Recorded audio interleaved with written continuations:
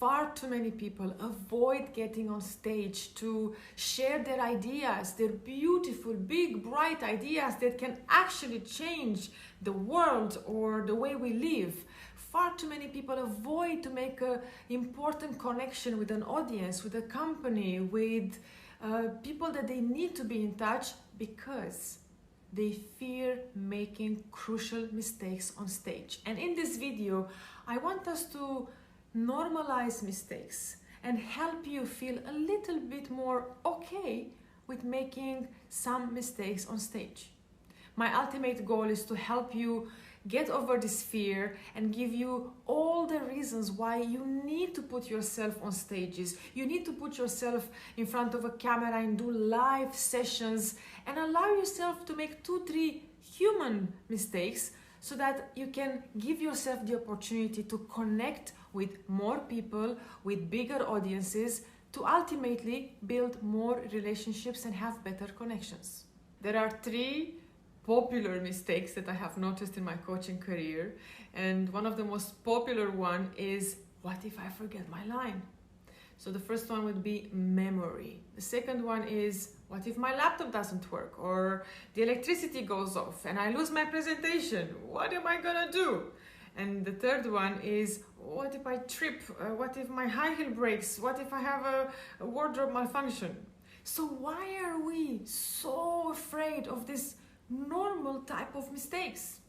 Well, statistically, the higher the stakes, the higher the fear. The higher your role, maybe you are a CEO, maybe you are an esteemed entrepreneur, you have 200, 300, 400 employees listening to you on TV speaking or watching you doing a Facebook Live or appearing on social media. Not to mention that today social media can actually crucify you for every single word or comma that you said or you haven't said. I get you. It's only natural of you to want to protect your identity, your image from being tinted by a potential mistake. Then you also have the confirmation bias. You go on stage, you do an interview, you do a panel discussion somewhere virtually or in real life, and you make a mistake. You have the confirmation bias. You tell yourself, you see, I knew I'm gonna fail at this. I knew it. You have a potential belief about yourself that you're not so good at speaking in public, at doing these appearances, and then when you make the slightest, tiniest mistake, you're confirming your belief that you're not so good. But now, as I want to help everyone to normalize making mistakes on stage, let's talk about solutions. Let's go to our first example, when Steve Jobs launched the iPhone in 2007. Over towards the bottom right, the line breaks. That's because his clicker broke. So what does he do? He wants to keep this heightened sense of excitement. He tells a personal story right there where the technology didn't work. So here's the master communicator, and he turns to story to keep the audience involved. So next time your clicker doesn't work or the switch doesn't go on, relax. It happened also to Steve Jobs, and he bounced back by telling a story, by entertaining the audience until this technicality was fixed. Next stop, let's go to Mel Robbins, one of the most sought after and most booked motivational speaker in 2019. As she was giving one of her famous motivational speeches where she had over 40 or 60 slides, maybe 10 to 15 minutes in the presentation, the computer and presentation went off. Did she panic? Let's see. You are 20 minutes into your speech. You have 40 more minutes to go. You have 30 more slides to go to, which is what was happening at that point. And all of a sudden, my laptop dies. I mean, just blank, you guys. So I've got an entire audience. I'm through the first third of my speech. I have 2/3 of the speech to go. And my speech is a story that has a ton of videos and photos in it. And my laptop died. And what had happened is the AV team had plugged the laptop into a podium that had no power in it.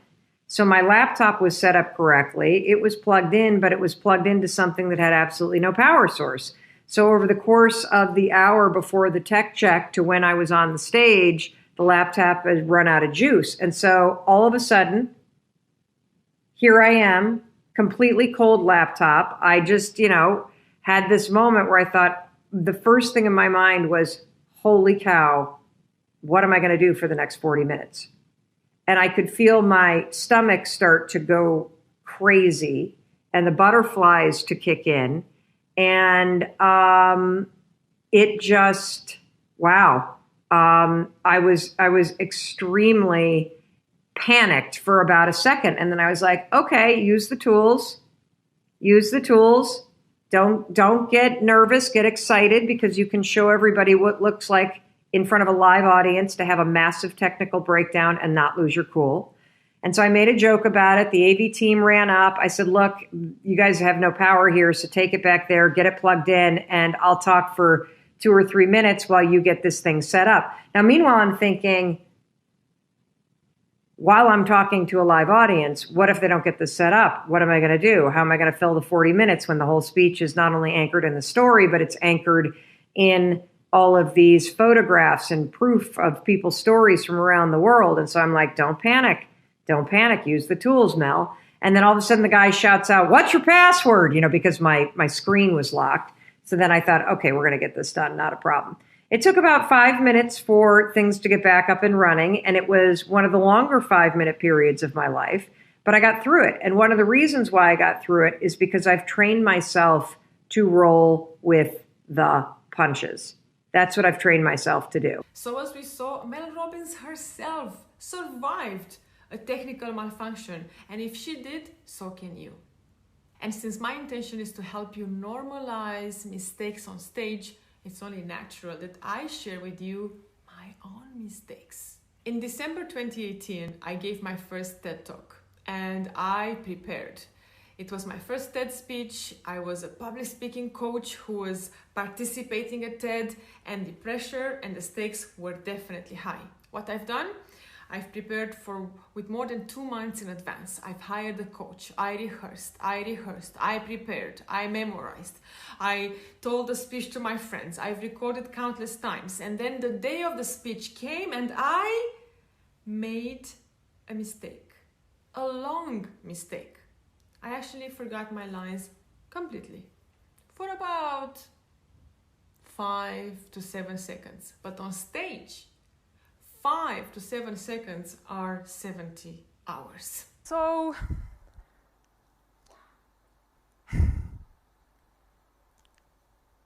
okay, I was helping all these people. Oh my gosh, I'm losing my track of thoughts. That's interesting. Okay. Confidence, right? I want to do an exercise with you. I want to help you also to connect with your inner voice. And so, okay, I remember before the exercise. Yes, memory is working. Actually, close your eyes. I just changed my mind. Can you close your eyes? Take a deep breath. Take a deep breath. Okay. Now, if there was one thing that your inner voice would tell you right now. So what was natural for me was to admit that I forgot, to ask them a question, to somehow redirect their attention with an exercise. And the feedback that I got after my TED Talk from everybody in the audience was that prepared? Were you trying to demonstrate that if you make mistakes, it's okay? And was that part of your speech? So very often, only you know that you've made a mistake, and because something changed in the speech or you are having a longer pause, in your mind, this feels like a prolonged and amplified break or mistake. But in the audience's mind, it feels like part of your act. So be aware that very often we, the presenters, the performers, are amplifying the mistake, while the audience somehow and sometimes will barely notice it. So what's the common factor between these 3 examples, and how can you bounce back if you were to make a mistake? The one and only answer is prep. The The more you prepare, the more you rehearse, the more you go over your script, the more clear you are over your message, the more you allow yourself to marinate in your knowledge, the more you will be at ease to ask questions, direct people's attention, tell them a story, because you are very clear on your message. And beyond preparation, in order for all of us to be able to normalize mistakes, is to find ways to love your audience. When you are in front of an audience, you are having a conversation.